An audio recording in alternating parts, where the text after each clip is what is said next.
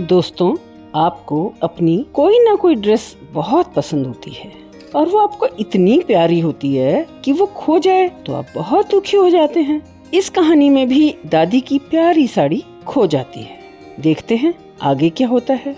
तो सुनो कहानी दादी की साड़ी।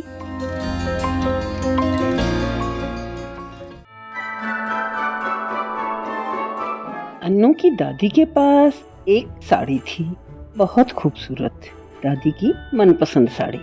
साड़ी पर एक जंगल का चित्र छपा था। उसके किनारे पर घास में खेलते चीतल और चट्टान पर सोए हुए मोटे शेर का चित्र था।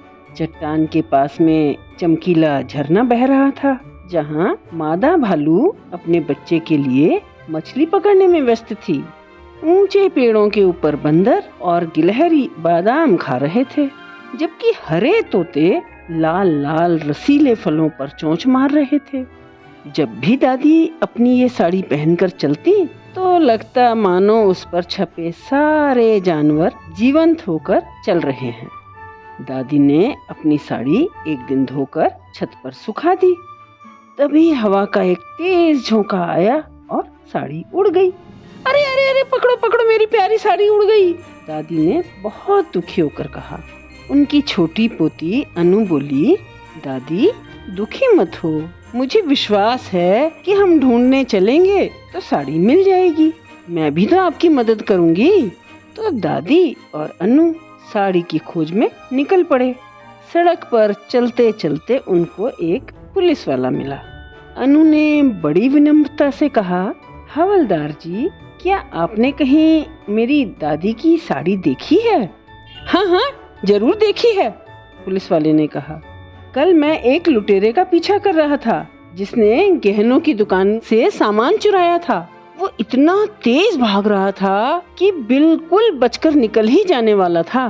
तभी एक हरी साड़ी आसमान से नीचे आई और उसके सिर के चारों तरफ लिपट गई। लुटेरे को कुछ दिखाई नहीं दिया और वो पेड़ से टकरा गया।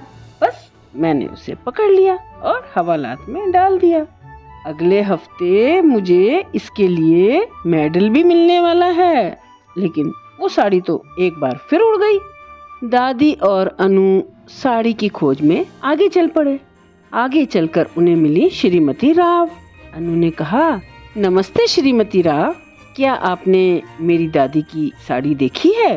हाँ हाँ, जरूर देखी है, श्रीमती राव ने मुस्कुराते हुए कहा।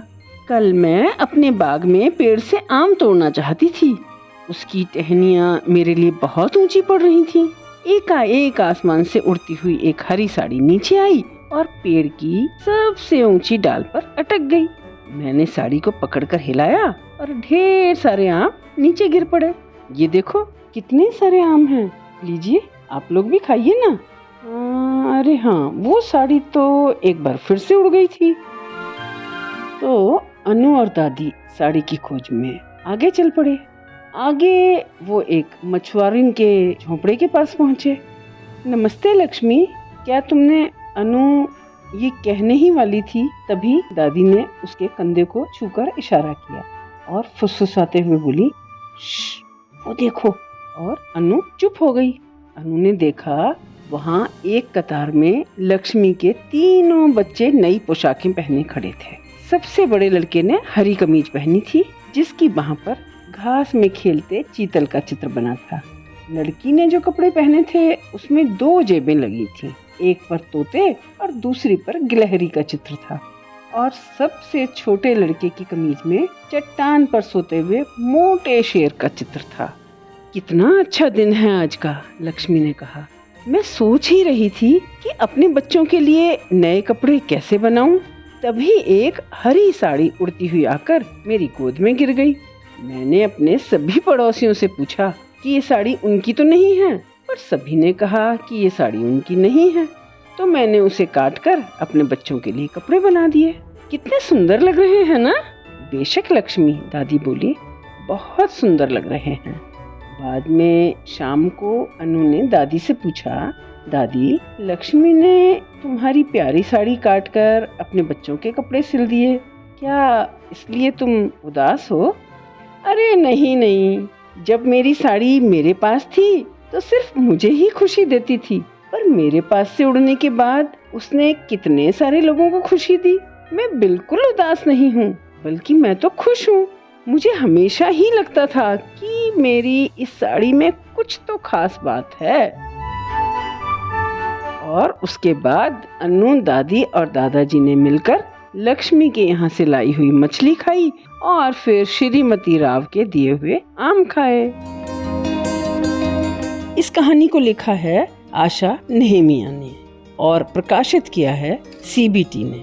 बाल साहित्य लेखन प्रतियोगिता में इस कहानी को पुरस्कृत किया गया था।